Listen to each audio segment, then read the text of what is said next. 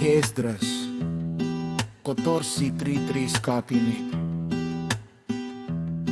Kahit ngayon ay narito kayo at ang inyong mga kapatid sa inyong kalagitnaan.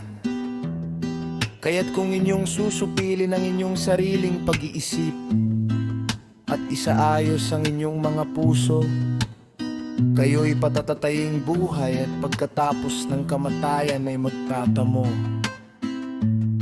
kayo ng habag. Sapagkat pagkatapos ng kamatayan ay darating ang paghuhukom, kung kailan tayo muli ay mabubuhay. At pagkatapos ay mahahayag ang mga pangalan ng matutuwid, at ang mga gawa ng masasama ay ipahahayag. Kaya't huwag lumapit sa akin, di ngayon ng sino man, at huwag akong hanapin sa loob ng 40 araw na ito. Kaya't kinuha ko ang 5 lalaki ayon sa kanyang iniutos sa akin, at kami ay pumasok sa parang at nanatili doon. At kinabukasan, narito may tinig na tumawag sa akin na nagsasabi, Ezra, buksan mo ang iyong bibig at inumin mo ang ibinibigay ko sa iyo.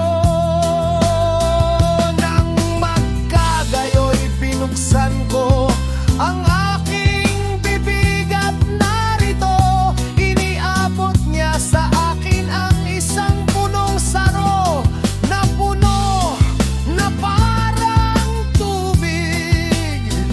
Ngunit ang kulay nito ay waring apoy. At kinuha ko ito at ininom, at nang aking mainom ito, ang aking puso ay naglabas ng pangunawa, at lumago ang karunungan sa aking dibdib. Sapagkat ang aking espiritu ay nagpatibay sa aking memorya.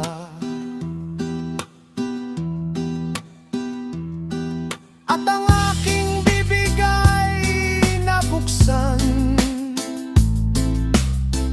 at hindi na nagsara pa. Binigyan ng pangunawa ng kataas-taasan ng 5 lalaki, at kanilang isinulat ang mga kamangha-manghang pangitain ng gabi na nasabi na hindi nila alam.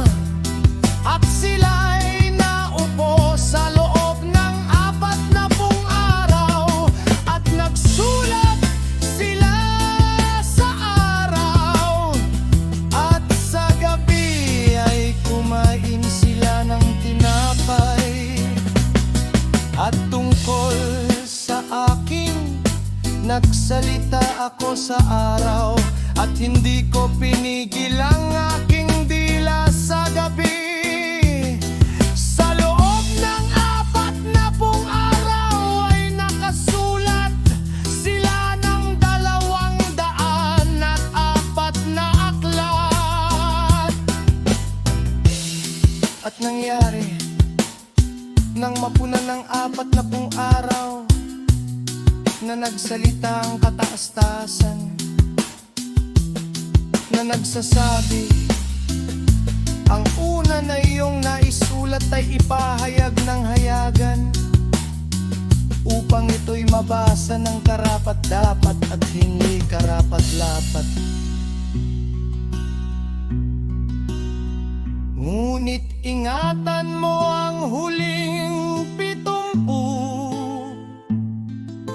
upang maibigay mo lamang ang mga ito sa mga pantas sa gitna ng mga tao.